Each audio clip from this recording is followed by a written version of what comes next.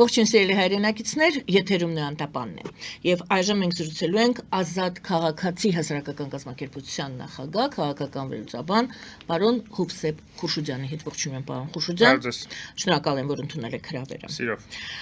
Թուրք լրագրողներն էին Հայաստանում եւ այժմ թուրքական մամուլում արդեն ոչ մեկտեղ հնչում են կամ գրվում են հետեւյալ ձևակերպումները, որ ժամանակն է, որ Թուրքիան ղեկավարվի իր սեփական շահերով տարածաշրջանում, այսինքն ցույց են տալիս, որ կախվածություն ունեն տվյալ դեպքում, եթե մատնանշում են Հայաստանի հետ հարաբերությունները, նշանակում է նրանք ցույց են տալիս, որ թուրքական արտաքին քաղաքականությունը անգամ տարածաշրջանում կախված է Ադրբեջանից եւ նրա շարունակում են այսպիսի ձևակերպումներ կան արդեն կարծես Հայաստանի Հանրապետության հետ համաձայնվել են բոլոր ուրեմն Հայաստանի Հանրապետությունը համաձայնվել է բոլոր Ադրբեջանի պահանջներին, բայց Բաքուն բացասական հռետորաբանությամբ վտանգի է ենթարկում խաղաղությունը Հայաստանի հետ։ Սա թուրքական այսպես մամուլում արդեն տարածված ձևակերպումներ են եւ նրանք մատնանշում են, որ վտանգի է հռետորաբանությամբ վտանգի է ենթարկում Հայաստանի հետ հարաբերությունները, մենք կարող ենք ավելացնել, որ նաեւ ոչ միայն հռետորաբանությամբ, այլ սուտ ինֆորմացիա տարածելով, թե իբր Հայաստանը գնդակոծում է Ադրբեջանի տարածքը։ Այստեղից երկու հարց։ Առաջինը, ինչու է Ադրբեջանը այնուամենայնիվ փորձում հենց թուրք լրագրողների ձևակերպումը վերցնենք, վտանգի ենթարկել խաղաղ գործընթացը Հայաստանի հետ, եւ երկրորդը հարցս կլինի իսկապես դուք կարծում եք, որ այս հրապարակումները ցույց են տալիս, որ Թուրքիան արդեն որոշել է, որ կամ մտածում է, որ պետք չէ սպասել ստորագրությանը, եթե համաձայնությունը կա խաղաղ պայմանագրի շուրջ Հայաստանի եւ Ադրբեջանի միջեւ, նշանակում է ժամանակն է կարգավորել հարաբերությունները Հայաստանի հետ։ Առաջին հարցս ինչու է խափանում կամ խափանում է արդյոք վտանգի ենթարկում արդյոք Ադրբեջանը խաղաղության կնքումը Հայաստանի հետ։ Ես էլի առիթ եմ ունեցել այս օրերին խոսել այն մասին, որ իմ մոտ այնպիսի տպավորություն է, որ Ադրբեջան Ալիևը կոնկրետ ավելի շատ ուզում է ցույց տալ ինչ-որ մեկին, որ ինքը այսպես պատրաստվում է էսկալացիայի Հայաստանի դեմ, քանց իրականում պատրաստվում է իրական ինչ-որ լայնածավալ ռազմական գործողությունների, ոնց որ կարող է տպավորություն ստեղծվել, հա։ Նույնիսկ վիճակագրական տվյալներ էր բերում կայքերից մեկը, ըստ որի երբ որ այսպիսի մեծ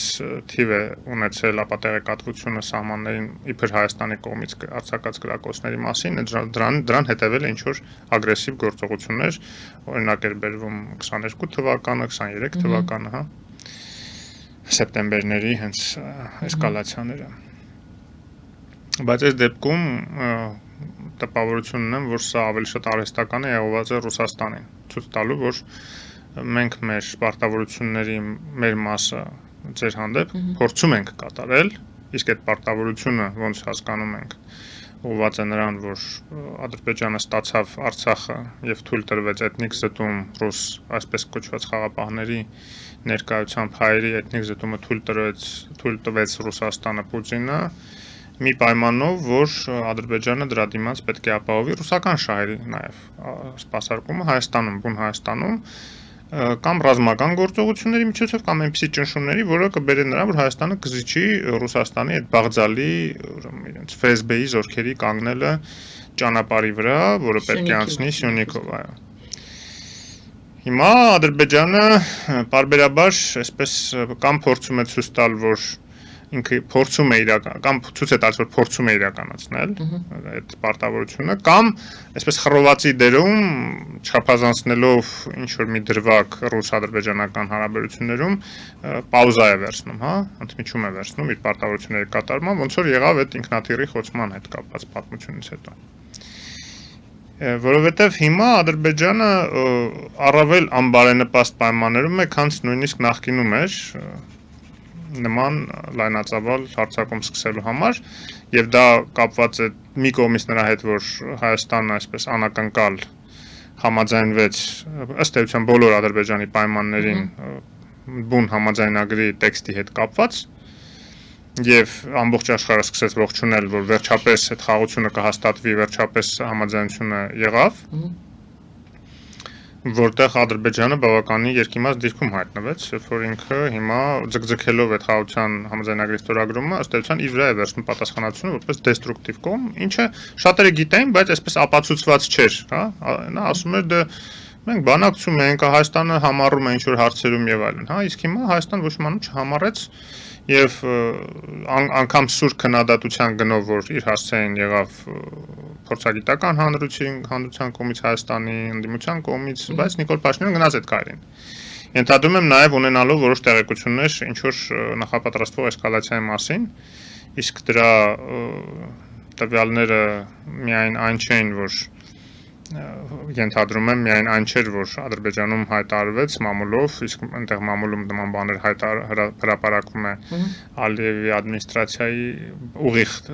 թելադրանքով, որ իբր ապրիլին Հայաստանը պատրաստվում է հարձակվել Ադրբեջանի վրա։ Ինչ նշանակում է, որ Ադրբեջանն էր պատրաստվում ապրիլին հարձակվել Հայաստանի վրա, եթե ոչ ավելի շուտ։ Հիմա այս քայլով պաստորեն դա ինչ որ իմաստով կանխվեց հերիք չի, բայց նաև այս միջազգային արձագանքը բերում է նրան, որ ուրիշ շրջանակ է ձևավորվում տարածաշրջանային, դեէսկալացված ավելի այսպես շրջանակական, բայց դրան գումարվում է նաև Միացյալ Նահանգների ռազմական տեխնիկայի եւ նաև ստորաբաժանումների մուտքը Հայաստան հայտնի զորավարժությունների կապակցությամբ, որ պետք է տեղի ունենան հուլիսին։ Ճիշտ է, դրանց ներկայությունը ժամանակավոր է լինելու, օգոստոսին պետք է հետ վերադառնան Գերմանիայի իրենց մշտական դիրքավորման տեղերը, չնայած հուսանք, որ ոչ էլ կվերադառնան, օրինակ, հատկապես զենքի զինամթերքի մասով, հա, կամ ոչ ամբողջությամբ կվերադարձնեն դա։ Բայց նման պայմաններում, երբ որ տեղում ներկա են ոչ միայն եվրոպական դիտորդները, այլ նաև Միացյալ Նահանգների զինված ուժերը, ասենք Ադրբեջանի համար առավել քան անբարենպաստ է ինչ-որ ռազմական էսկալացիա սկսել, հասկանալի է, չէ՞։ Էլ չեմ խոսում դրա մասին, որ հիմա Նովրուզ բայրամն է սկսվել, որը տևելու է մինչև ամսվա վերջ։ Եվ այդ ամբողջը ցույց է տալիս, որ Ադրբեջանը ավելի շատ ինչ-որ ցուցադրական ինչ-որ քայլեր անում, ջղացկումներ, բայց նաև ցուցադրական ուղղված Ռուսաստանին, որ փորձում եմ ինչ-որ բան անել, չի ստացվում։ Փորձում եմ ինչ անել, կասեցնել, այսինքն ցույց տալ, որ Հայաստանն է փորձում այդ խաղաղ։ Չէ, փորձում եմ ռազմական գործողություններ սկսել։ Այնուամենայնիվ ռազմական գործողություններ սկսել, ոչ թե Հայաստանն է դեստրուկտիվ, Հայաստանն է չեղարկում մեր խաղաղ բանակցությունները, որովհետև Հայաստանն է մեզ այլևս չի կարող այդպիսի բան ասել։ Եվ հերիք չի դա չի կարող ասել։ Սուտ է դուրս գալիս իր հայտարարությունները, որ իբր Հայաստանը կրակում է իրենց վրա, որտեղ եվրոդիտորդները ասում են ոչ մեկի վրա չի կրակել այդտեղ։ Սուտ են այդ ամբողջը։ Այսինքն ինքը գիտեր, չէ՞, որ բայց այդպիսի արձագանքներ լինելու եւ եվրոդիտորդներն այնտեղ կանգնած են, որ ինքը սուտ է դուրս գալու։ Բայց այդ դեպքում ինչի է այդ ամեն ինչը անում, եթե չի հարձակվում։ Փաստա որ չի հարձակվում եւ իդեպ այսօր Սուրեն Պապիկյանի նաեւ ասուլիսից տվյալ, որ չկա հողի վրա էսկալացիայի այդ վտանգը։ Մեկնաբանությունը է, որ դա ուղղված է Ռուսաստանին, որ փորձում եմ, չի ստացվում։ Հարգելի Պուտին, այն որ մենք ձեզ խոստացել ենք, որ ձեր ՖՍԲ-ն պետք է կանգնի Հայաստանում եւ միասին պետք է ոչնչացնենք Հայաստանի ինքնիշխանությունը, կամ այնպիսի ճնշումներ պետք է գործադրեմ հատկապես համանդրության փոփոխությունների մասով, որ 5-րդ Շարասյանը մի կերպ վերակենդանացնենք Հայաստանում եւ կարողանան նախկին իշխանությունները խամաճիկ Ռուսաստանի խամաճիկները գանել իշխանության, չի ստացվում։ Հիմա գալով Թուրքիային, որտեվ դուք կապեցիք դա Թուրքիայի հետ, իրական Թուրքիայում շատ մտահոգիչ իրադարձություններ են տեղի ունենում։ Ես չգիտեմ ինչի վրա են մեր շատ հայրենակիցներ այսպես ուրախացել եւ ծափ տալիս այս ամեն ինչին ինչ որ տեղի ունենում, որտեվ ես այստեղ մեծ ռիսկեր եմ տեսնում։ Դե ասենք ինչի մասին էր, որտեվ ես դա այդ պահը չնկարագրեցի, դե բոլորը երևի հետևում են, եթե ոչ, պարզապես ասենք, որ այնտեղ ներքին շատ մեծ ալիք է, հակակառավարական ալիք է եւ Էրդողանի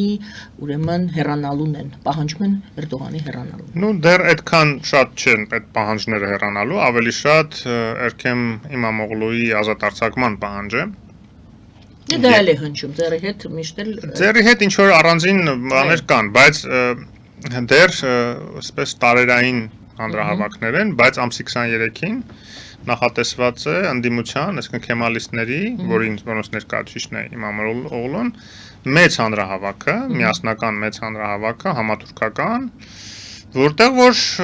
չի բացառում, որ պահանջեն հրաժարական Էրդողանի, իդեպ այդ օրը 23-ին պատրաստվում էին նաև հռչակել ընդդիմության միասնական տեխնացուի անունը, որը լինելու էր էլի Իմամ Օղլուն, ուրեմն իրենց կողմից նախաձեռնվող, այսինքն պահանջը դրվելու արտահերթ նախագահական ընտրությունների, որտեղ հիմա Էրդողանի վարկանիշը բավական ցածր է, Իմամ Օղլուինը ըստ տարբեր գնահատականների 6-ից 10%-ով ավելի է, քան Էրդողանի վարկանիշը։ Եվ նման պայմաններում իհարկե Էրդողանը բավականին ռիսկային քայլեր արեց,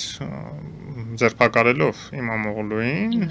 եւ նաեւ մի օր առաջ դրանից չեղյալ համարելով նրա բարձրագույն կրթության մասին դիպլոմը։ Լրիվ այն Խաչվակյանի պատմությունը դարձավ, ասաց, որ դիպլոմ չունեմ, կորցրել եմ, հա։ Հիմա այս դեպքում լրիվ հակառակն է, այս մարդը իրոք ունի դիպլոմ, 95 թվականին է ստացել, եթե չեմ սխալվում, հա, բայց 94 թվականին է ստացել, 90 թվականին մի ֆակուլտետից մյուս ֆակուլտետ տեղափոխվելուց հետո։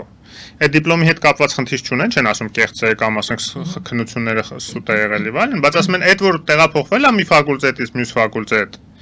այդտեղ խախտում է ինչ որ եղել, ինչը բերում է նրան, որ այդ դիպլոմն էլ ունենա ապօրինի է, ինչ որ հեքիաթներ, որին ոչ մեկ չի հավատում եւ ակնհայտ է բոլորի համար, որ քաղաքական հետապնդում է եւ եվրոպական ճնշումներ են սկսվել Թուրքիայի վրա, որ այդ ամեն ինչը դադարեցնեն այդ հետապնդումը քաղաքական։ Եվ ես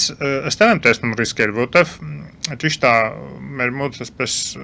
այնպեսի բան կա, չէ, որ Թուրքիայում ինչքան վատ, այնքան հայերին լավ։ Իրականում այդպես չէ, էլի մենք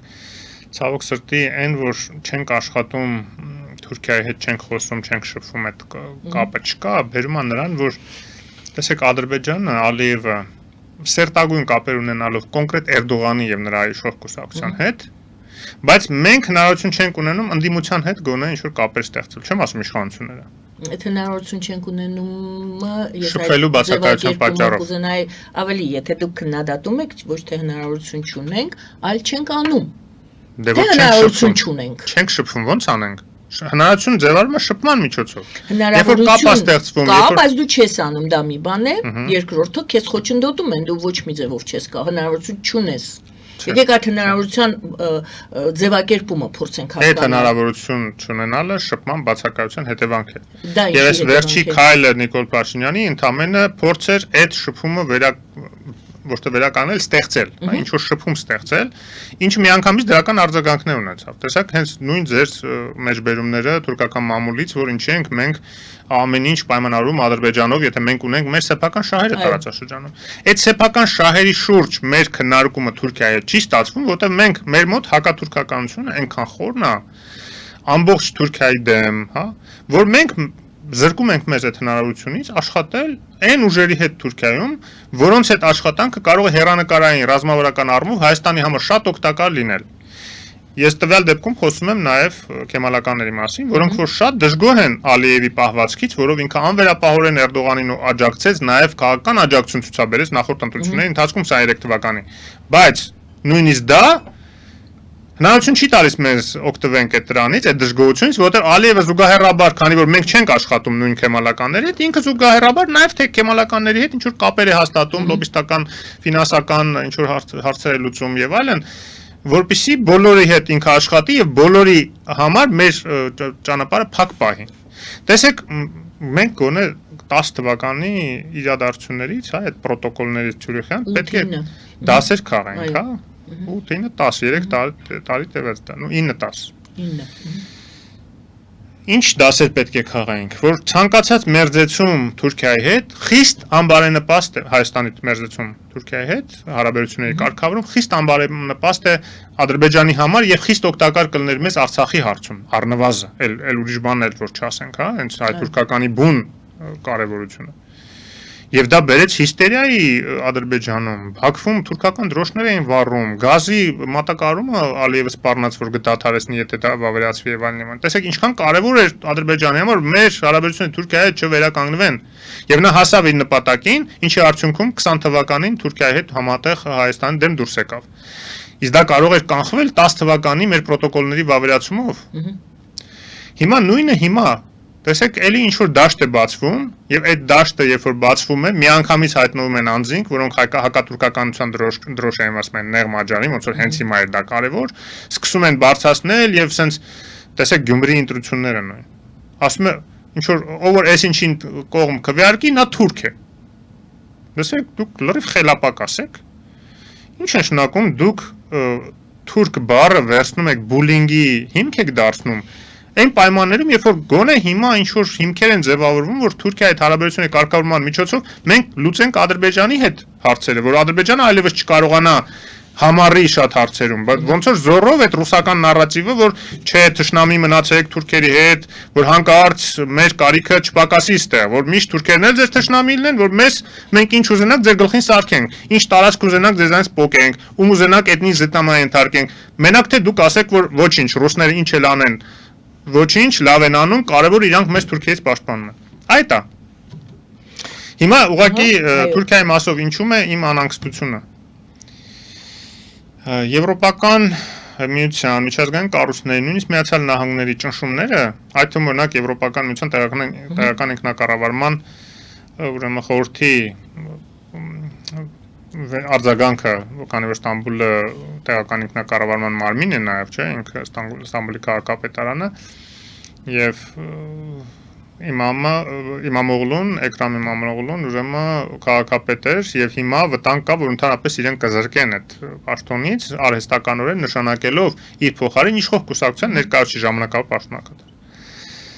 Եվ այդ ամեն ինչը կարող է բերի նրան, որ տեսեք, ոչ այնքան Էրդողանի դիրքերը սասանվեն եւ իրեն ընդհանրապես օրինակ impeachment հայտարարեն կամ ապահովեն, որ հեռանան, հա։ Այլ հակառակը, երբ որ ինքը ստիպված լինի ավելի դիկտատորական մեթոդներ կիրառի եւ գնա դեպի դիկտատուրա, իսկ դիկտատորները ոնց են իրենց իշխանությունը ամրապնդում։ Այլատիացության խորացմամբ, կրոնական մոլեռանդությամբ խորացմամբ, փակվելով աշխարհից, որը իր վրա ճնշում է գործադրում տվյալ դեպքում Եվրոմիությունից եւ Արևմուտքից, եւ դա ավելի բերելու է իրեն Ռուսաստանի հետ մերձեցման, դեպի արևելք նաեւ իր ազգայնական ինչ-որ նարատիվները զարգացման, իսկ դա էլի հայերի դեմ Հայաստանի դեմ է լինելու։ Եվ դա կարող է կանգնացնել այս կարգավորման process-ը հայ-թուրքական, եթե ոչ ավելի վատ, հա։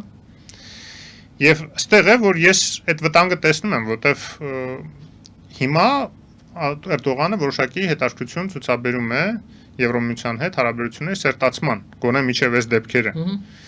որտեղ այնտեղ կա միասնական անվտանգային գոտու ստեղծման նոր համակարգ ստեղծելու ծրագիր, որը կարող է ՆԱՏՕ-ի զուգահեռ լինի, կարող է ՆԱՏՕ-ի ներսում լինի, որտեղ Ռասմուսենը ասում է, որ մենք Եվրոպայի ռազմական հզորացումը եւ այդ համակարգի ձևավորման անվտանգային դիտարկում ենք որպես ՆԱՏՕ-ի մեջ սյուներից մեկի ամրապնդում։ Հետարքից ձևակերպում էր, հա, բայց ամեն դեպքում դա չգիտենք ուր կհասնի, ամեն դեպքում Թուրքիան հետաքրքրված է այդ գործընթացում եւ մանավանդ Եվրոպայի եւ Թուրքիայի դիրքորոշումը նաեւ Պաղեստինի հարցում է գրեթե նույնական, հա, ու գրեթե այն իմաստով, որ երկուսն ասում են, որ Պաղեստինի պետություն պետք է ստեղծվի եւ որ պաղեստինցիների հանդեպ տեղի ունեցողները անընդունելի է, ել չեմ խոսում Ռոմի ստատուտի շրջանակներում քրեական դատարանի որոշումը Նետանյահուին եւ Գալանին, պաշտպանության նախարարին Իսրայելի հետապնդելու եւ ըստ էության միջազգային հետախուզում է հայտարարվել ձերբակալելու նպատակով, ոնց որ Պուտինի հանդեպ նաեւ։ Դա Միլոշևիչի պատմությունն է, որ մենք ասում ենք Ալիևը հասցնելու է նա որ Միլոշևիչը որ ընկնի, Նետանյահուն, Պուտինը եւ այլն այդ ճանապարհին են արդեն հրամանը կա իրենց ձերբակալության, հա, իսկ որ ձերբակալվեն նաեւ կդատվեն։ Ուրիշ հարց է, որ նույն Եվրոպայում խնդիրներ կա այդ Նետանյահուին արտահանձնելու կապակցությամբ մի քանի երկրներ, խոշոր երկրներ, ցավոք սրտի նաև Գերմանիան եւ Լեհաստանը հայտարարեցին, որ իրենց դա չի վերաբերում եւ իրենց մոտ եթե Նետանյահուն գա, ոչ մեկ չի ձերբակալելու իրան հանձնի բանին, քրեական դատարանին։ Դա շատ մեծ հարված էր հեղինակությանը, միջազգային քրեական դատարանի, հա, եւ ինչ է նշանակում երկակի ստանդարտները, եթե դուք ընդունում եք այդ քրեական դատարանի իրավասությունը Պուտինի մասով, ուրեմն պետք է ընդհանրապես ընդունեք ցանկացածի մասով, հա։ Լավ, հələ այդ մի կողմ, ուզում եմ ասեմ, որ նման պայմաններում, երբ որ Էրդողանը ուզում էր դեպի Եվրոպա գնալ, ինչը մեզ շատ ձեռնտու էր, որտեղ նման պայմաններում նաև եվրոպական հորդորները, ըստ ճնշում արդեն չանվանենք Թուրքիային, Հայաստանի հետ հարաբերությունները կարգավորել, կամաց ինչ որ արդյունքների էր բերելու, եւ այդ փոքրիկ հաջողություններից մեկը այն է, որ Մարգարեի կամուրջը, գիտեք, 10 օրով թեկուզ ժամանակավոր բացվում է, որպեսզի Հայաստանի հումանիտար օգնությունը հասնի Սիրիա։ Դա էլ մի ուրիշ շատ կարևոր պատմություն է Սիրիայի հետ հարաբերությունների կարգավորումը նոր իշխանությունների օրոք, որ հանգարց Սիրիան չդառնա նոր վարձկանների մատակարարման վայր դեպի հնարավոր էսկալացիաների գոտի մեր տարածաշրջան, ոնց որ ժամանակին էր։ Այն ժամանակ Թուրքիան դա օգտագործում էր, որտեղ այնտեղ ըստ էության անտերություն էր, Ասադը շատ փոքր մասին էր վերահսկում Սիրիայի, մի ահագին մասը անտերություն էր, անտերության վիճակում էլ Թուրքիան գնում էր այնտեղ ուրեմն վարձկաններ էր հավաքում, ուղարկում էր Արցախ։ Հիմա եթե Սիրիան վերահսկում է ամբողջ Սիրիայի տարածքը,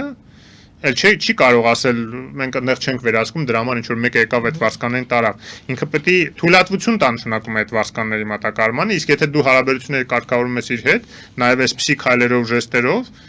իսկ դա ավելին հեռուն կարող է գնալ նաև, ներ սիրիական կարգավորման ինչ որ ձև աջակցելու հաշվի առնելով նաև հայկական համայնքի այնտեղ արկայությունը, հաշվի առնելով հայ-եվրոպական սերտ կապեր եւ այլն, նաև Միացյալ Նահանգներում հայկական լոբիստական կառույցների ներգրավումը։ Այդ ամբողջ գործիքակազմը եթե գոյություն ունենար միասնական հայկական համակարգ եւ կարողանայինք օգտվել այդ ամեն ինչից եւ օգտագործել, դա էական անվտանգային բարձիկներ կապահովեր այդ մասով նաև Հայաստանին, բայց դա էլ հարցը թե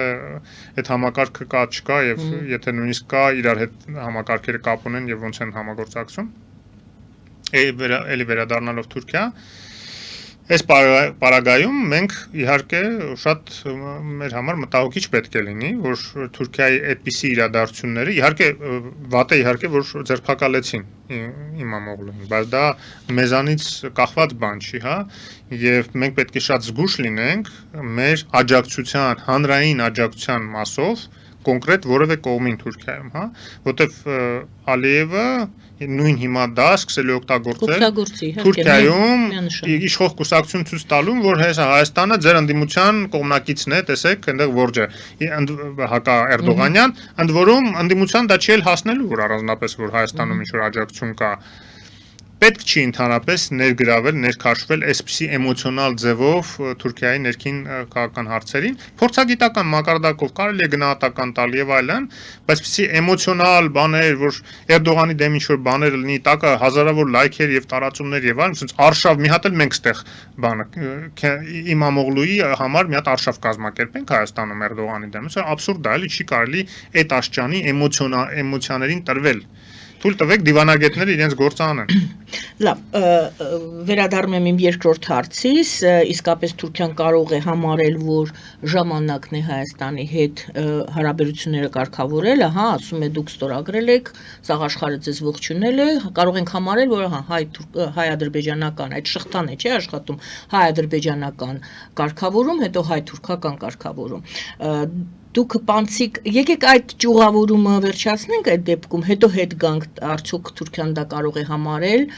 եւ այդ Մարգարայի անցակետի բացումը դիտարկենք որպես քաղաքական որոշում, որովհետեւ առավելապես որ Միացյալ Նահանգները հարկամարեցին ողջունել այդ պահը, ողջունեցին, որ այո 10 օրով ժամանակավորապես բացվել է, դա հրաշալի է, կեցե Հայաստանը, կեցե Թուրքիան։ Սա մի ուղղություն է, Միացյալ Նահանգները ողջունում են։ Հիմա այս շղթան նայենք Ռուսաստանի դեպքում Արդյոք Ռուսաստանը Լուսանսկից դուրս է համարվելու կամ հայտնվելու, եթե այդ շղթան իսկապես աշխատի հայ-ադրբեջանական կարգավորում, հայ-թուրքական կարգավորում հարաբերությունների։ Ռուսաստանը Լուսանսկից դուրս է, դուք հպանցիկ կարծեմ այդ մասին խոսեցիք։ Կամաց կհայտնվի։ Եթե այդ կարգավորումը տեղի ունենա հայ-թուրքական Եվ տեղի ունենա էլ եմ ասում, ոչ թե էմոցիոնալ դաշտում, որ մենք ինչ-որ կողմերից մեկին ընտրենք Թուրքիայում ներընտրական կամ ներքաղաքական առճակատման մեջ, այլ երկու կողմերի հետ էլ աշխատենք շատ հանգիստ պայմաններում, հասարակական դաշտում, նույնիսկ քաղաքական դաշտում, ինչ-որ կոնտակտների միջոցով, իդեպ Եվրոպայի խորհրդում այդ կոնտակտները արդեն լինում են իմ ունեցած տեղեկություններով, այսինքն հանգիստ, առանց էմոցիաների, այդ ամեն ինչը արվի շահերի նաև համընկնման բացատրելու ուրեմն եւ ձևակերպելու այդ շահերը ձևակերպելու ճանապարհով։ Ադրբեջանի հետ դե պարզ է, Ռուսաստանը ինքը թույլ չի տալիս, ամեն ինչ անում է, որ այդ խաղաղության պայմանագիրը ստորագրվի։ Ես վստահ եմ, որ բացի Ադրբեջանի Ալիևի կոնկրետ ամբիցիաներից, որ հնարավոր շատ կորզի Հայաստանից, հնարավոր շատ ուրեմն ճնշած պահի եւ թուլացած վիճակում պահի Հայաստանին, այնտեղ իհարկե դերակատարություն ունի նաեւ Ռուսաստանի դժկամությունը այդ պայմանագրի, որովհետեւ եթե պայմանագիրը ստորագրվում է,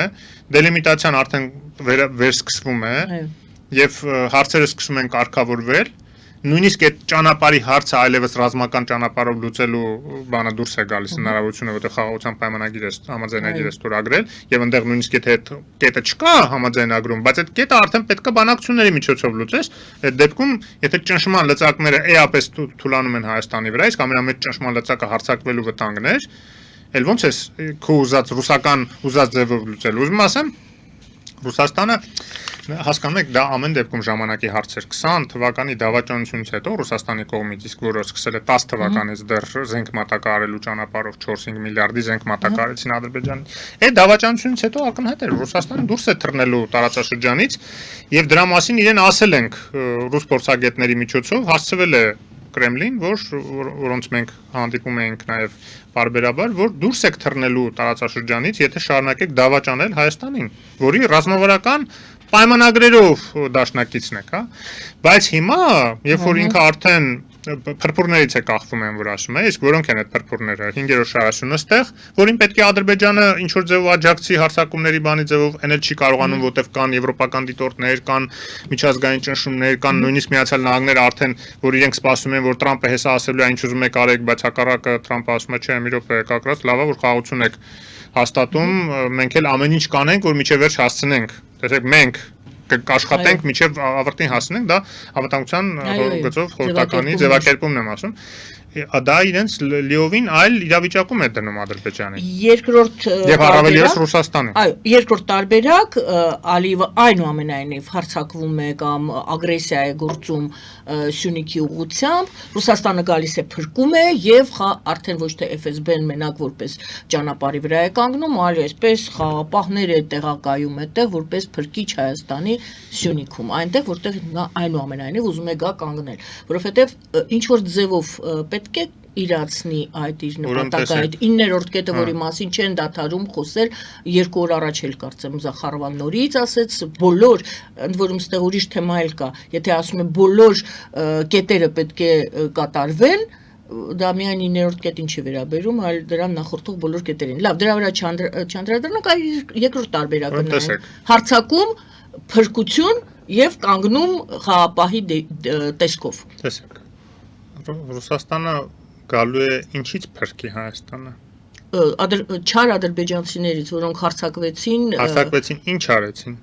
Սյունիքը ուզում են վերցնեն իրենց։ Ասենք թե ստացվեց մոտները, որ դա էլ է հարցը, հələ դա պետք է հասկանանք։ Հայաստանի այս վերջի շրջանի սպառազինվելու վերապատրաստման զորքերի եւ այլն հնարավորություն է տալիս բավականին արդյունավետ դիմադրության։ Ոնց որ մենք արդեն մի անգամ ցույց ենք տվել Սոտքում, երբ որ ջարդուփշուր արեցին մեր զորքերը ադրբեջանական ներխուժած ստորաբաժանումներին, հա։ Բայց համենայն դեպս օրինակ Մեղրիի շրջանը, ասենք թե եկան գրավեցին։ Հետո Հայաստանը պետք է դիմի Ռուսաստանին, որ եկեք ազատագրեք այդ։ Դու մի դիմիր, ՕԴԿԲ կա, այդ։ Ոչ մի ՕԴԿԲ չկա։ Հապկ կա, նրանք արդեն Չկա, ոչ մի հապ չկա, սառեցված է, այդ մեկ երկրորդը Հայաստանը պետք է դիմի։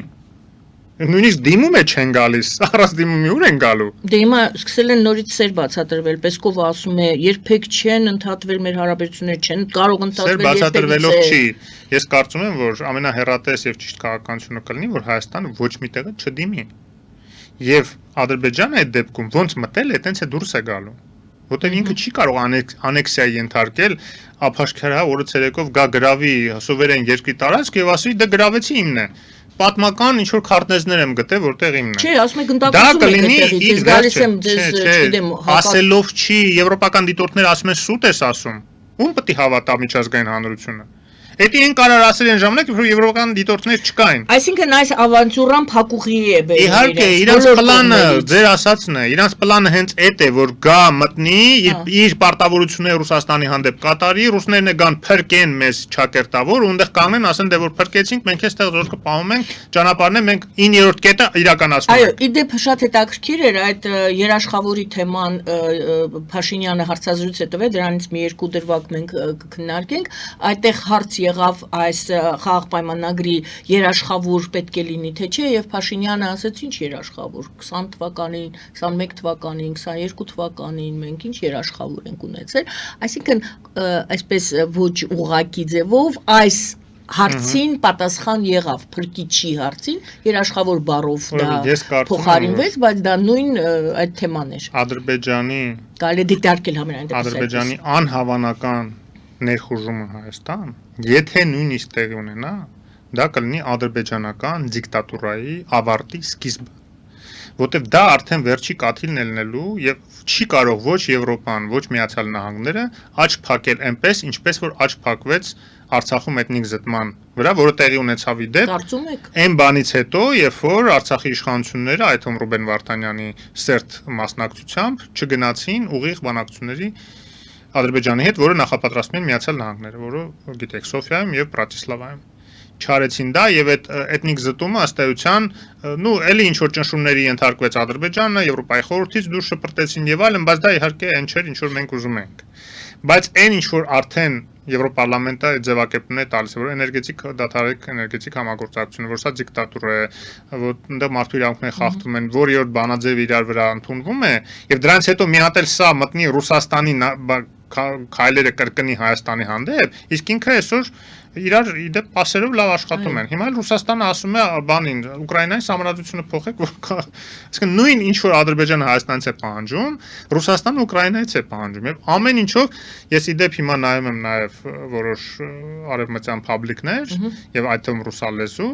ասում են, բայց ոնց որ թե Ալիևի պահվածքը ոնց որ լրիվ Պուտինի պահվածքը լինի, այն ինչ որ Հայաստանի հանդեպ անում է, նույնը ինչ որ Ադրբեջանը Ուկրաինայի հանդեպ անում։ Դա մի նարատիվ է, որի դեմ Ադրբեջանը երկար տարիներ պայքարել, որ հակառակը իրեն դնի Ուկրաինայի զուգահեռ, իսկ մեզ դնի Ռուսաստանի նույն դաշտում, որովհետեւ արևմուտքը այդ ապակողմնորոշվի այդ իմաստով, բայց հիմա արևմուտքում ասում են, չէ, մի րոպե դու լավ էլ ոնց որ Ռուսաստանի պես ես քեզ պահում։ Իսկ այնց չի, որ հիմա Տրամպը եթե Պուտինի հետ խոսում է, այնտեղ լրիվ ուրեմն միաձայն ասում են դե լավ, եթե Տրամպը ասում է, որ Ռուսաստանին կարելի է այդքան տարած գրավել, չնայած այդպես չի ասում իհարկե, բայց ոնց որ համակերպվում է դրա հետ, ուրեմն Ադրբեջանն էլ այնտեղ կարող է հարձակվել, ինչ որ հարևանից տարած գրավել։ Այտենց չի։ Եվ եթե այդ տեղի ունենա, ես վստահ եմ, որ Ադրբեջանի դեմ արդեն այդ սանկցիոն քաղաքականությունը ոչ միայն սկսվելու, այլ սկսվելու է նաև Հայաստանի զինելու, հզորացնելու քաղաքականություն եւ այստեղ լրիվ չեզոքանալու է Թուրքիան, որտեղ Թուրքիան չի կարող իրեն թույլ տալ աջակցել որևէ ագրեսիա անկախ պետության դեմ։ Փաշինյանի ուրեմն հարցազրույցին կամ հայտարարություններին անդրադառնանք, նա այսպիսի ձևակերպում արեց։ Կներեք եւ մի կարևոր բան է։ Համեցեք։ Դա կլինի նաեւ Ռուսաստանի ներկայության ավարտը տարածաշրջանում։ Ինչը։ Եթե Ադրբեջանը հանգարց ներխուժի Հայաստան եւ թեկուզ ինչ որ մի բնակավայր գրավի եւ պահի փորձի ինչ որ ժամանակ պահել։ Ես էլ եմ ասում, ոնց մտնի, կար ժամանակ հետո տենց դուրս է գալու ճնշումների ներքո։ Բայց եթե մտնի փորձի պահել, հաջորդ քայլով Հայաստան ոչ միայն այդ սառեցված հապկից ուղակի պաշտոնապես դուրս է գալու, այլ նաև բազայի մասին պայմանագիրն է չեղարկելու։ Այսինքն ձեր հիմնական կետը այն է, որ Հայաստանը չպետք է դիմի հապկին այդ դեպքում, որպեսզի հնարավորություն չունենա Ռուսաստանը գալու փրկելու Հայաստանը եւ կանգնելու Սյունիքում։ Միայն հապկի հարց չի։ Մենք ունենք նաև բազայի պայմանագիր։ Հապկը սառեցված է։ Լավ։ Չէ, դե հենց հապկ թող չլինի, ճիշտ եք ասում։ Բազայի մասին պայմանագիր կա։ Եթե բազան ինչ որ գործունեություն ծավալի, ասենք այնտեղից ինքնաթիռներ, չէ, պարտադիր չէ կան հողի վրա կանգնեն։ Մենք բազայի պահվածքը, ռուսական զորքերի պահվածքը կտեսնենք այդ ժամանակ։ Կա ավիացիա, բազայում կանգնած։ Տեսնենք այդ ավիացիան կռմբահարի, օրինակ օդանավականները Ադրբեջանի սահմանին երկայնքով գտնվող, որտեղ որ այդ դրոնները կամ ինքնաթիռները բայց իրենք որևիցե ընդհարման ժամանակ ինչ որ ձևով իրենց դրսևորել են, ցույց են տվել, որ այո, իրանք ասել են այնտեղ սահմանային ինչ որ փոքր բախումներ ա եղել, դրա համար մենք կապ չունենք, բայց եթե գալիս է մտնում է ինչ որ տարածք ա գրավում, ինչ որ բնակավայր ա գրավում, իսկ մեծ խորանալ հնարավոր չի առանց բնակավայր գրավելու։ Այսինքն այստեղ Ինչ պետք է ասեն։ Պետք է չեն, ուրեմն չեն կարող են այս ֆորմուլան աշխատի, այս բանաձևը աշխատի այդ դեպքում։ Այդ արդեն պետք չի որ Փաշինյանը դիմի Ռուսաստանին 102-րդ բազան։ Ուրեմն կա երկու տարբերակ։ Կգա փրկության եւ այդ բանաձևը աշխատի։ Ռուսաստանը կգա կկանգնի Սյունիքում։ Ուրեմն կանգնելու հարց չկա, էլի եմ ասում։ Կանգնելու համար պետք է Հայաստանի թույլատվություն եւ որոշում։ Բավական է նաև այլ միջոցներ Ռուսաստանի կողմից կիրառության, որոշ եթե դաշնակից ես դու նույն սանկցիաները Ադրբեջանի դեմ դու պետք է կիրառես։ Օրինակ ռազմական ճանապարհը չի։ Սանկցիաները պետք է կիրառես 1, ավիացիա պետք է օրինակ գործարկվի 2։ Իսկանդերները, որ բանալները քո մոտ չէր տալիս, որ մենք Արցախի պատերազմի ժամանակ օգտագործենք, հիմա պետք է օգտագործենք 3։ Իսկ Իսկանդերով դու կարաս օրինակ մի երկու հատ նավթավերամշակման կոմբինատի հարվածես, չէ՞ Ադրբեջան։ Հազար մի բան կարելի անել։ Եթե ոչինչ չի արվելու,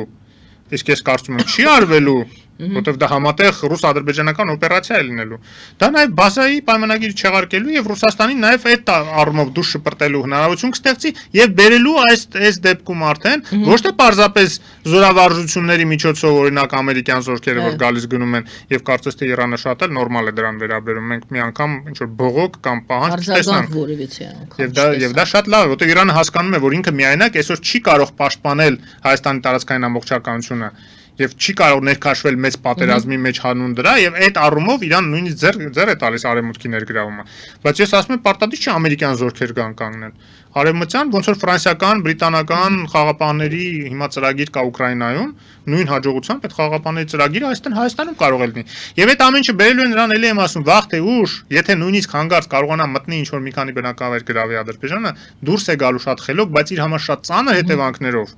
մեկուսացման տանող հետևանքներով իր համար եւ ամենակարևորը Ռուսաստանի դուրս շպրտվելու գնով մեր տարածաշրջանից, որը վերջապես փրկություն կլինի ամբողջ տարածաշրջանի համար։ Հասուն մենք փորձեցինք մոդելավորել ներող եղեք սիրելի մեզ լսողներ, մոդելավորել ինչ տարբերակներ կան, որպեսզի Ադրբեջանը ներխուժի եւ դա լինի ինչ որ խելամիտ քայլ իրենց կողմից։ Դուք նորից վերադառնում ենք ամենասկզբին, դուք ասում եք ավելի շատ վախեցնում է, ավելի շատ ցուցադրական բնույթ է կրում, քան բուն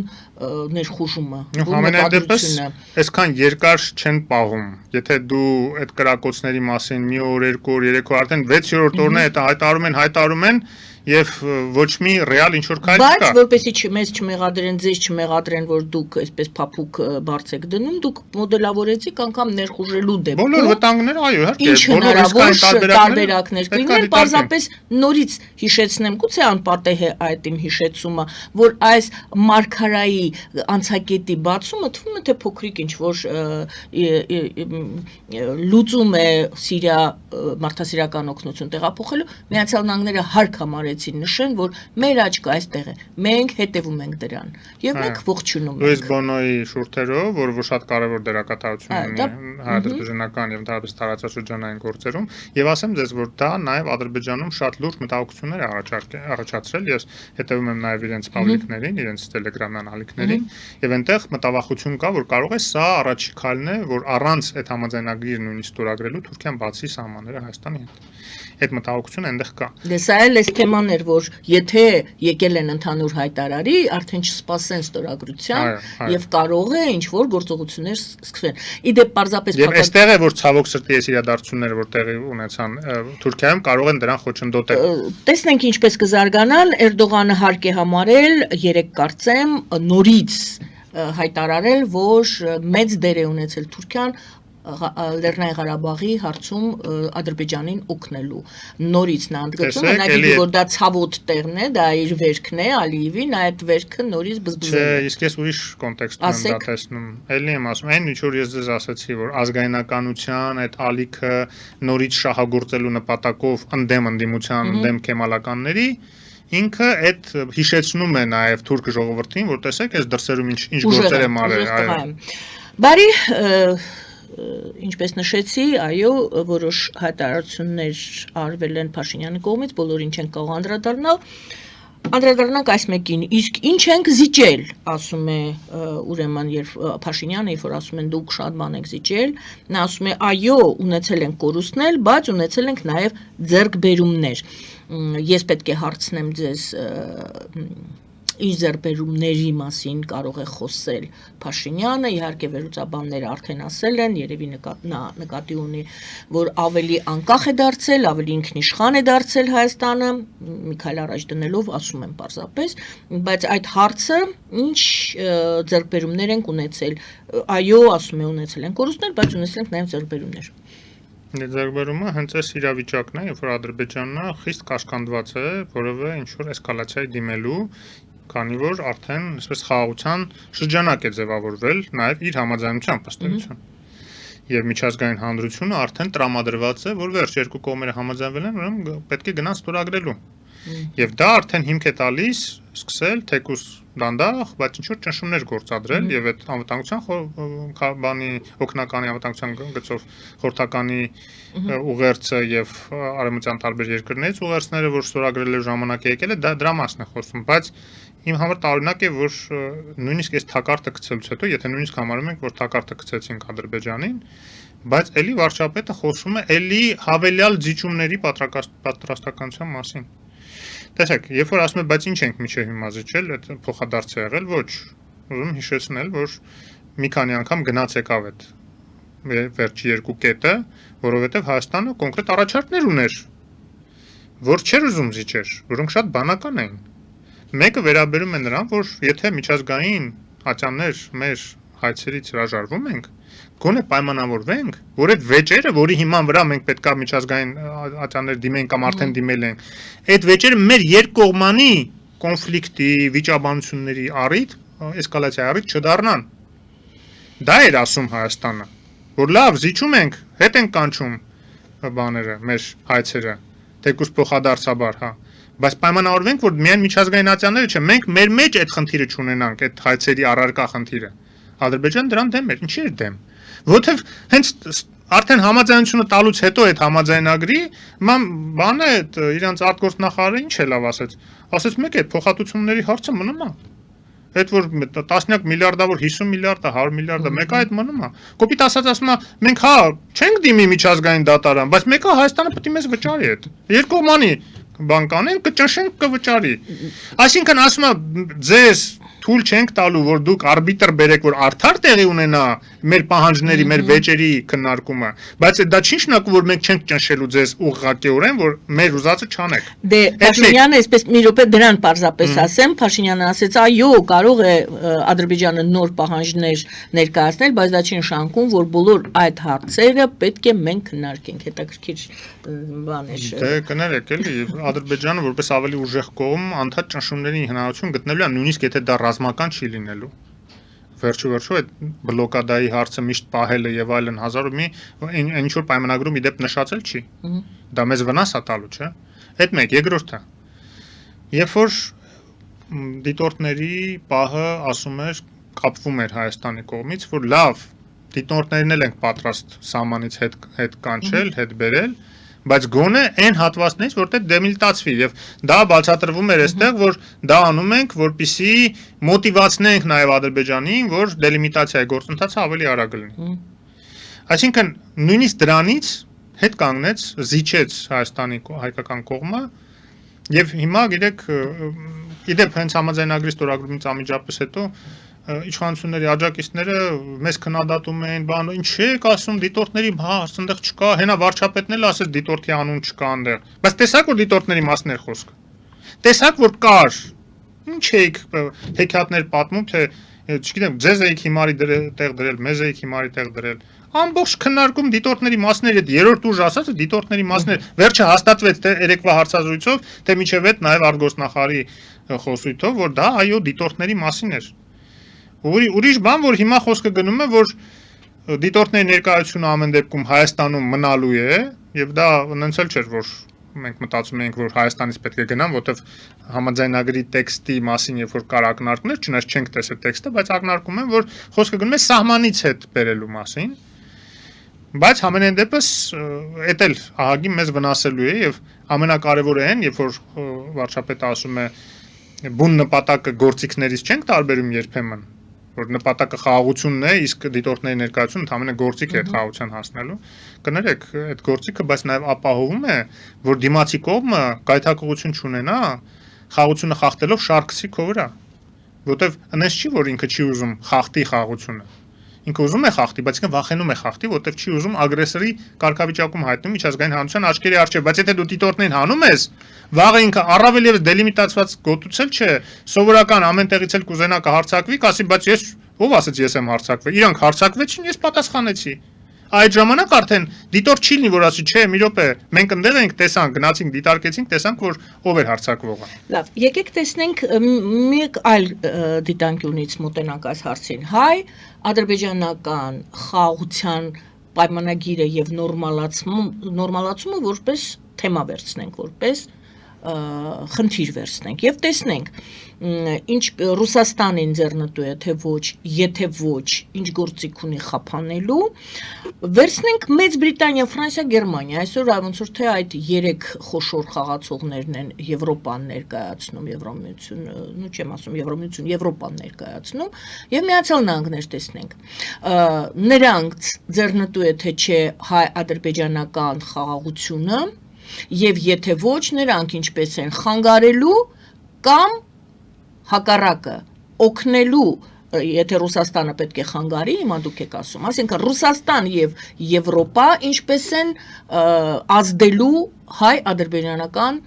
հարաբերություններ կոչվող այդ իրավիճակի վրա։ Սկսենք նրանից, որ Եվրոպայի գլխավոր խոչընդոտը այս գործընթացներում ավելի ակտիվ դերակատարություն ունենալու տեսակետից Հունգարիան էր, որը որ ամեն անգամ վետո էր դնում, երբ որ հարցը վերաբերում էր ինչ-որ ճնշումներին Ադրբեջանի վերաբերյալ, Հայաստանին հավելյալ զինելու մասին եւ այլն եւ այլն։ Վերջինը վերաբերում էր խաղաղության գործիքի շրջանակներում Հայաստանին 10 միլիոնի տրամադրմանը, երբ որ Հունգարիան հասավ նրան, որ չնայած Ադրբեջանը չերել դիմել խաղաղության գործիքին, որ իրան էլ տային, ասենք զուգահեռաբար, չէ, ինչը պահանջում էր Հունգարիան։ Բայց հասան նրան, որ այլ խողովակներով Ադրբեջանին համարժեք գումար տրամադրվեց ականազերծման հարցում։ Հիմա Եվրոպայում այսօր թե 3 բառացիորեն տեղի ունեցավ շատ կարևոր փոփոխություն գործիքակազմում եւ ընթացակարգերում, երբ որ կոնսենսուսը որոշ որոշումների դեպքում անհրաժեշտ չէ։ Եվ կարող են 26 երկրով առանց Հունգարիայի արդեն որոշումներ կայացնել։ Ամենայն հավանականությամբ դա ավելի շատ վերաբերում է Ուկրաինային, բայց եթե այդ ընթացակարգը արդեն սկսի գործադրվել, դա կարող է նաև վերաբերել եւ մեր տարածաշրջանին եւ այլ տարբեր հարցերին, որը շատ դրական է, այսինքն կոնսենսուս -1 տարբերակը վաղուց էր քննարկվում, որ դրան է պետք գալ, որ ոչ մի երկիր չկարողանա միանձնյա ինչ որ պոզերը տնկի հակաեվրոպական գործունեություն ծավալի Եվրոպայի ներսում նստած։ Այդ մեկ, հա, երկրորդը Եվրոպան դա նաև առանձին երկրներն են եվրոպական, որոնք որ հիմա հակված են Հայաստանի հետ ավելի սերտ այդ թվում ռազմաքաղաքական համագործակցության։ Պետք է այս պահը օգտագործել հնարավորինս արագ ռազմավարական եւ ռազմաքաղաքական պայմանավորվածություններ, պայմանագրեր, համաձայնագրեր կնքել։ Մենք Միացյալ Նահանգների հետ կնքեցինք ռազմավարական գործընկերության։ Նիդերլանդների հետ կնքեցինք, որը կարծես առաջի երկիրն է եվրոպական, որի հետ նման բան կնքեցինք, չնայած պետք է Ֆրանսիան գուցե լիներ։ Ֆրանսիայի հետ մինչև չունենք։ Պետք է օր առաջ այդ հարցերը լուծվի եվրոպական առանցքային երկրների հետ ռազմավարական գործընկերության պայմանագրեր կնքվի։ Ադրբեջանը տասնյակից ավել եվրոպական երկրների հետ այդպիսի պայմանագրեր ունի կնքված, գիտեք։ Եվ դա նաև ինչ որ իմաստով մի կողմից լավ է, մեզ ոչ թե պետք է մենք կնքենք Ադրբեջանը չկնքի, մեզ էլ է ձեռ տալու, Ադրբեջանն էլ ունենա, որ այդ ցանցավորումը Ադրբեջանի Եվրոպայի հետ այնքան սերտ լինի, փոխազդեցություններ այնքան սերտ լինեն, որ նաև դա փոխադարձ է ճնշման լծակներ առաջանում, չէ՞, դա միայն Ադրբեջանին չի պաշտպանում ինչ որ բաներից, այլ նաև իրեն կաշկանդում է, ստիպում է որոշակի գործիքակազմ չկիրառել կամ որոշակի գործելավոճ դրսևորել, ворթեգրել։ Հիմա այս առումով ուրեմն Ռուսաստանի հնարավորությունները գնալով նվազում են, անկախ նրանից հիմա Տրամպի հետ ինչ բանակցություններ են գնում եւ այլ, ճիշտ է, եթե հանգարց պատերազմը դադարի, գուցե եւ Ռուսաստանը ավելի մեծ ռեսուրսներ ունենա մեր տարածաշրջանում ուշադրությունը իր ավելացնելու, բայց մյուս կողմից Տրամպի հետ լավ հարաբերություններ Ռուսաստանի մեծ հնարավորություններ են բացում հայ-ամերիկյան հարաբերությունների խորացման առանց Ռուսաստանի հավելյալ նյարդայնացման եւ այդ իմաստով այս Զախարովայի արտահայտությունները վերջինի դեպ գիտեք ինչ էր ասում որ վտանգ է սպառնում Միացյալ Նահանգների ռազմական տեխնիկայի մուտքը, Պենտագոնի, Հայաստան եւ այլն։ Մի րոպե, բայց ոնց որ թե ձեր բարեկամն արդեն Միացյալ Նահանգները այդ ինչին է վտանգ սպառնում։ Այդ մեկ, երկրորդը, այնպիսի տպավորություն է ստեղծում, որ ամերիկացիները զորք են մտցրել Հայաստան, որ հայ-ամերիկյան հարձակում անեն Ադրբեջանի վրա։ Այսպես էլ ներկայացվում է։ Խեղկատակության գագաթնակետ էլի, ասենք ոնց կարելի է այդ աշճանի ոչ adekvat Ադրբեջանի հետ համաձայնեցված այսպես ձևակերպումներ են, գուցե ինչպես ասում են իրենք էլ են այդպես չեն համաձայնեցնում, բայց մենք տեսնում ենք երկուսն էլ Ադրբեջանը եթե վաղը հարձակվի, պետք է ինքը ասի, ես կանխարգելիչ գործողություն եմ, չէ՞ արել։ Հիմա դուրս է գալիս ինքը կանխարգելիչ է անում ում դեմ, ամերիկյան զորքերի դեմ, կարող եմ հատել Վաշինգտոնը ռմբակոծի։ Դե դրա համար ասում են Հայաստանն է գնդակոծում։ Բալիստիկ հրթիռ։ Մի խոսքով հարցս վերադառնամ հարցիս, ինչպես է ներազդելու հայ-ադրբեջանական խաղաղ պայմանագրի ստորագրման վրա Ռուսաստանը, դրական օգնելու է, թե խափանելու է, եւ ես 3 երկիր՝ Մեծ Բրիտանիա, Ֆրանսիա, Գերմանիա, ոչ 4 եւ Միացյալ Նահանգներ, էլի խափանելու են, խանգարելու են, թե օգնելու են, միտված են, որ լինի, ում է լավ, այդքանով։ Բոլորն էլ ասում են օգնելու ենք։ Ռուսաստանն էլ է ասել։ Ռուսաստանն էլ է ասում է եկեք, բայց իմ հարթակում ստորագրեք, այդպես։ Ոչ միայն նա հիշեցնում է երակողմ պայմանագրերը, համաձայնությունները։ Պարզ է, որ իր հարթակում գնանք, ինքը պետք է դեմ տա, ասի ես էլ համաձայնվեք իմ ուզած ձևով։ Ես ամայիսի 9-ին գնում են։ Ալիևից չգիտեմ համաձայնություն ստացվել է թե չէ, ոնց որ թե դեռ բանակցությունների մեջ են, բայց մեր Փաշինյանը, այսպես ասած, ես հուսում եմ, որ ինչ որ հնարավորություն կլինի, որ չգնա, որտեվ այդ գնալը, այո, շատ վտանգավոր է, մանավանդ եթե Ալիևն էլ է գնալու, որտեվ Ալիևը հաստատել է։ Հաստատել է, ես դա աչքաթող եմ։ Բայց Էմամուլի, Ռախմոնով, Լուկաշենկով միջնորդներով զանգեցին, խռով են, չէ, իրանք տենց ուղիղ իրար հետ չեն խոսում, կողքից մեկը այնպես այդ բանակցությունների փուլը նկատել եմ, բայց Ալիևի այոն լրիվ են կրիմինալ խմբավորումների այս պատմությունն է, էլի։ Այն Պանյատյաներով ապրող տարիքը առած պացանները, հա, պացանի հոգեբանության մեջ մնացած։ Ալիևին դե սպասում էի, որ ասի այո, այոն ասել է, ուրեմն Ալիևն էլ։ Չէ, բայց այդ այոն ասել է, ինչ նկում, 1000 մի բան կարա փոխվի մինչև մայիսի 9-ին գնալու են։ Դե Ալիևը համենայն դեպս մինչև մայիսի 9-ը ինչ որ այսպիսի հայտարարություններով պիտի ձգի, չէ, այդ պայմանավորված ներողություն պայմանագիր կնքելը պայմանագիրը թե ինչ է։ Դե ինքը ամեն դեպքում այդ հավելյալ նախապայմանները որ դրել է, հա, հիմա պետքա փորձի դրանք առաջ տանի։ Անդադ պնդի եւ իմ համար ինչն է ցավալին, որ հա ինչ է, կիսատ մնաց, որ ասում էին։ Փաշինյանի երեկվա հարցազրույցի հետ կապակված մյուս մտահոգիչ բանը։ Լավ, ասենք թե այդքան զիջումներ արեցիք, մենք էլ քննադատեցինք, համաձայնություն տվեցիք, վերջ արդեն գնաց համաձայնություն տվել եք, մյուս կողմից էլ դրական է որ թակարդն եք գցել, ահա, ասես նեղն եք գցել Ադրբեջանին։ Բա լավ, հիմա այդ հավելյալ նախապայմանները որ առաջատանում, որ արդեն իրա դեմ է, երբ որ այդ առաջ նման բան է միջազգային հանրության առջև ասում, դրան չեք հագուրտ տալիս։ Ինչ նշանակում ասել, որ լրագրողի ուղիղ հարցին փաստորեն կարող եմ մենք ինչ էին ասել այդ Մինսկի խմբի բանի հետ կապված, որ դե թոստորագրի խաղաղության պայմանագիրը հա քննարկենք այդ հարցը ման կանենք։ Հիմա բայց կարծես թե արդեն տրամադրվել են, որ միջև ստորագրել այդ մի զիջումն էլ անեն։ Որտեղ լրագրողը ասում եմ մի րոպե, հիմա կարող եմ միջև խաղաղության պայմանագրի ստորագրումը դա քննարկվի եւ դա բանարվի, ուղիղ ոչ չի ասում եւ տանում ան նրան, որ հա կարող է լինի։ Տենց է հասկացվում իր պատասխանից։ Դա շատ վտանգավոր է։ Իհարկե վտանգավոր է, այսինքն դա նշանակում է Ալիևը կհասկանա, որ իր ճնշումները օգնում են, ազդում են եւ կշարունակի։ Բա ինչ է ասում, ինչ ուզում է թող պահանջի, մենք դա չի նշանակում բոլոր այդ հարցերը պետք է մենք քննարկենք։ Բոլոր, այստեղ առանցքային խոսքը բոլոր։ Այո, բոլորը չի քննարկի։ Բայց որոշ առանցքային բաներ, որը որ խիստ վտանգավոր է կքննարկի։ Ես հիմա չգիտեմ, կարող է պայմանավորվել են ինչ-որ եվրոպական երկրի հետ թեկուզ մեկ, որ վետո կդնի բանը Մինսկի խմբի, այդ այսինքն մեր դիմումը այն որ ասում է եղած, չեղած, հա, այդ տարբերակով մեր ու Ադրբեջանի դիմումը, որ ցրեք Մինսկի խումբը, դե պարզ է։ Դե Մարիա Զախարովան հուպտված գնում է այդ ուղղությամբ, այսինքն Ռուսաստանը նույնիսկ եթե համանախագահներից մեկը եւ երկու շահառուները ասեն, որ ցրեք, այնտեղ կա եւս մի շահառու թղթի վրա, թեկուզ այսօր փաստացի չկա, բայց թղթի վրա կա, դա Լեռնային Ղարաբաղն է, որտեղ իր համար էր ստեղծվել Մինսկի խումբը,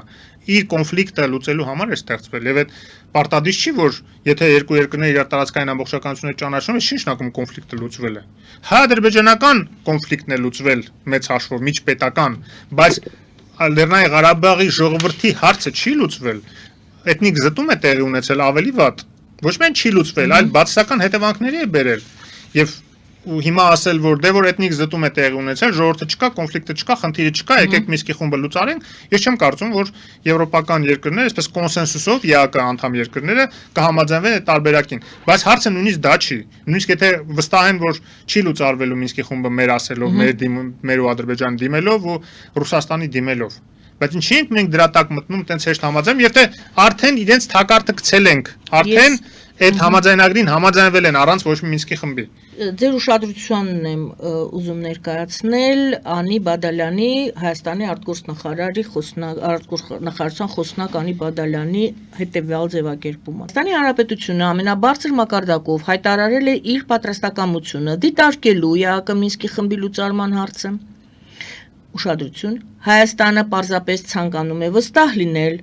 որ դա նշանակում է հակամարտության փաստացի եւ իրավական ավարտ, այլ ոչ թե դրա փոխանցումը Հայաստանի Հանրապետության տարածք, այսպես կոչված արևմտյան Ադրբեջան դիսկուրսի շրջանակներում։ Այդտեղ ձևակերպումների հարց կա, նախ հակամարտություն։ Ինչ նկատի ունենք հակամարտություն։ Հակամարտության փաստացի իրավական ավարտ։ Հայ-ադրբեջանական ռազմական գործողությունները, հակամարտություն։ Լեռնային Ղարաբաղի շուրջ ռազմական գործողությունները, հակամարտություն։ Այո։ Թե Լեռնային Ղարաբաղի ժողովրդի իրավունքների պաշտպանության անհրաժեշտությունը։ Դա ինչ է, հակամարտություն է, թե ինչ է։ Հասկանում եք, այդ ձևակերպումները գոնե պետք է ավելի հստակ լինի։ Իրենց հայտարարությունն է, չէ՞, դա էլ հո չեն համաձայնացել Ադրբեջանի հետ։ Իրենք իրենց ինքնիշխան երկրի ներկայացուցիչ որպես հայտարարություն են տարածել։ Եթե հակամարտություն եք ասում, գոնե ասեք հայ-ադրբեջանական, որ Արցախյանին կարողանանք անջատել Արցախյանից։ Ոչ, նա ասում է Արցախյան հակամարտությունը դուք ասում եք ավարտվեց, բայց նոր դրա փոխանցումը, այսինքն նոր հակամարտություն է բացվում, որը ԵԱՀԿ Մինսկի խումբը չի դիտարկում, եւ այդ հակամարտությունը արդեն հայ-ադրբեջանական է դառնում։ Դե հիմա մի բան ասում են արտգործնախարարությունով, Ադրբեջան դիսկուրսի շրջանակում։ Դե հիմա իրանք ասում են, որ այդ դրանով ասում են, որ գոնե ստորագրի վստահ լինենք, որ դու չես հարձակվելու, նոր բաներ չես մոգոնելու մեր գլխին, խաղաղության համաձայնագիր է ստորագրել, որ մենք էլ ասենք լավ, դե լուծարենք Մինսկի խումբը։ Ես ինչու բարձրացրեցի այս ձևակերպումը, որովհետեւ դուք ասացիք, որ ինչ ստորագրումն են արդեն քննարկում, որպեսզի ԵԱՀԿ Մինսկի խումբը լուծարի։ Այո, որը շատ վտանգավոր է։ Եվ կա այսպիսի մտավախություն Հայաստանի կողմից։ Համ ունեն այդ մտավախությունը, համ ասում են լավ ոչինչ։ Դե համար ես սա բարձրացրեցի, սա անցած շաբաթ էր ոնց որ թե։ Հա, շատ ճիշտ եք անում, որ բարձրացնում եք այդ հարցը, որը որ ել չեմ խոսում դրա մասին, որ Մինսկի խումբը հայ-ադրբեջանական հարաբերությունների մասին չէր, եմ ասում։ Նախ եւ առաջ դա Արցախի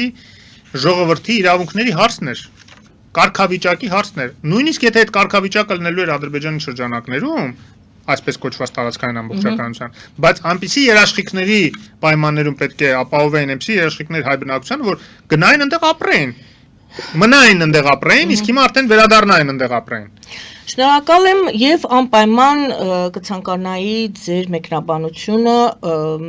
Գյումրիում ընթացող նախընտրական պայքարի մասին, նախ ինչպես է ընթանում եւ երկրորդը արդյոք կարելի է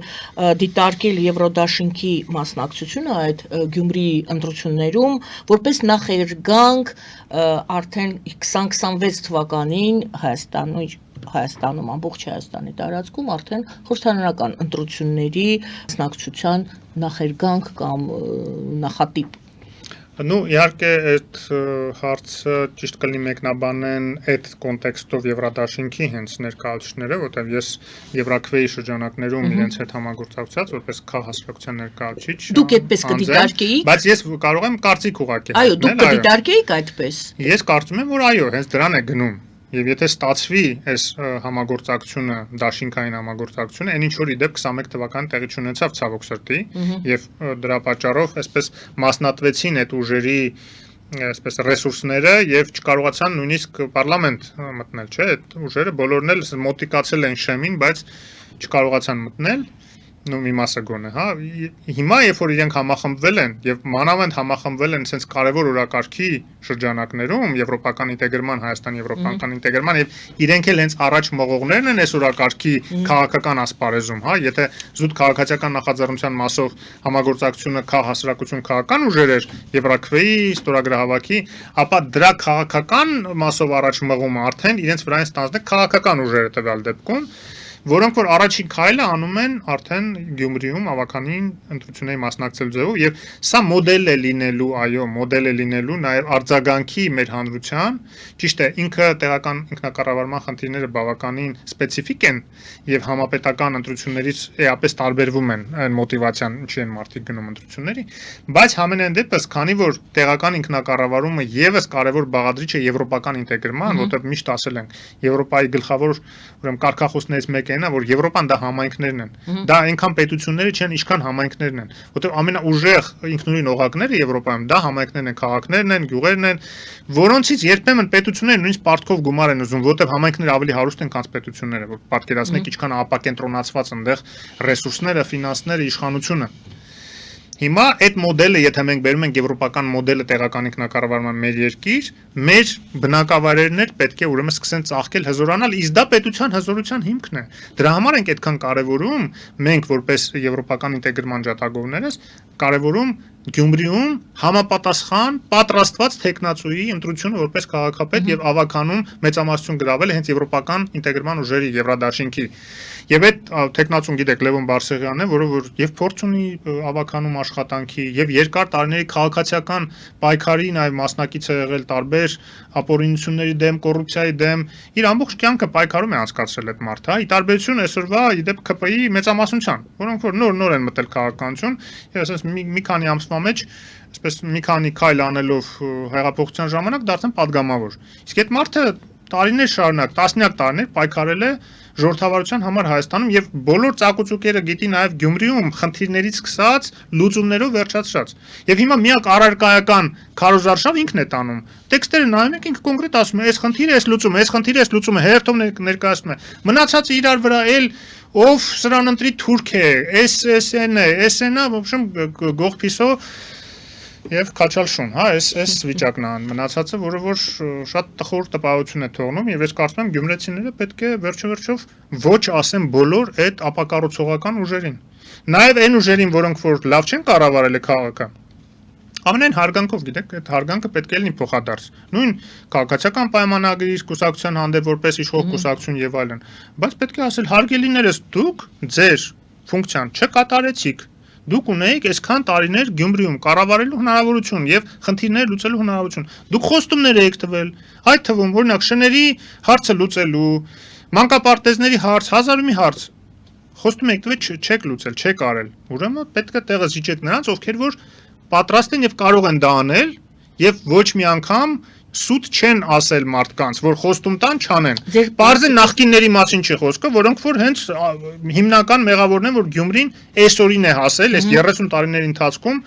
եւ ոչ միայն Գյումրին, ամբողջ Հայաստանն է այսօրում, չէ՞, հիմա նոր սկսել են հեղափոխությունից հետո, ասենք այդ հսկայական ռեսուրսներ պահանջող ենթակառույցներ փոխել։ Մենակ Գյումրին չեմ ասում, ամբողջ երկրով։ Կոյուղատ ջրի տարերից սկսած, ուրեմն էլեկտրական հոսանքների հազար ու մի խոսք գազատարեր եւ այդ ամբողջը նոր այդ ճանապարհաշինությունն էլ չեմ ասում նոր սկսվել է արվել բայց 30 տարի այդ գումարները ինչ էր արվում եթե չէր այդ ամբողջը փոխվում եւ լուծվում այդ խնդիրները հիմնական խաղացողները կամ հիմնական տեխնացուները ձեր կարծիքով ում մեջ է հիմնական պայքարը գնում Գիտեք, այդ սոցհարցումները հիմա այսպես հակադիր ինչ-որ բաներ, ամեն մեկը քնում զարթնում է մի հատ սոցհարցումի անունից ինչ-որ բաներ է խոսում։ Դրա համար ես այդ դաշտ չեմ մտնելու։ Ես կարող եմ ասել մի բան, որ եթե գյումրեցիները հասուն որոշում կայացնեն, հաջորդ Գյումրիի քաղաքապետը, Գյումրիի հաջորդ քաղաքապետը կլինի Լևոն Բարսեղյանը, իսկ Գյումրիի ավականի մեծամասնությունը կլինի Եվրադաշինք դաշինք Դուք կուսակցությունները։ պաշտպանեցիք մեկ տեխնացուին, օբյեկտիվը Ես չեմ թաքցնում, իհարկե օբյեկտիվ եմ, եթե տեսնում եմ, որ այլ տարբերակ օբյեկտիվ եւ արդյունավետ եւ արժանի տարբերակ չկա այնտեղ։ Չլինելով Եվրադաշինքի անդամ։ Շնորհակալ եմ այսօրվա զրույցի համար, պարզապես որպես վերջաբան նորից վերադառնանք Ալիև, Հայաստանի մեղադրանք եւ այլն, մենք այդ ձևակերպումը հնչեց, բայց նորից ես հարցնեմ ձևակերպումը, դուք ասեք այո թե ոչ, անգամ եթե դուք համարում եք, որ Ալիևի գործողությունները ավելի շատ ցուցադրական են, եւ եթե անգամ Ալիևի գործողությունները հանգեցնեն ռազմական ագրեսիայի, հաջողությունը շատ խիստ կասկածելի է, ավելի շատ վնաս ինքը իրեն վնաս կհասցնի, քան Հայաստանին, ասում եք Երկու բան, առաջինը, հələ պետք է կարողանա, հա? Որտեղ ամեն դեպքում Հայաստան ունի բանակ, Հայաստանը զինված ուժեր, ունի արդեն բավականին լավ սպառազինություններ, ոչ միայն Հնդկաստանից, այլ նաև Ֆրանսիայից։ Հիմա այնպիսի հրետանի ունենք, որը ոչ միայն շատ ճշգրիտ է խոցում, այլ շատ հուժկու է խոցում, հա, Ցեզարների մասն է խոսքը ֆրանսիական եւ այլն, որը Ուկրաինան երկար ժամանակ խնդրում էր, որ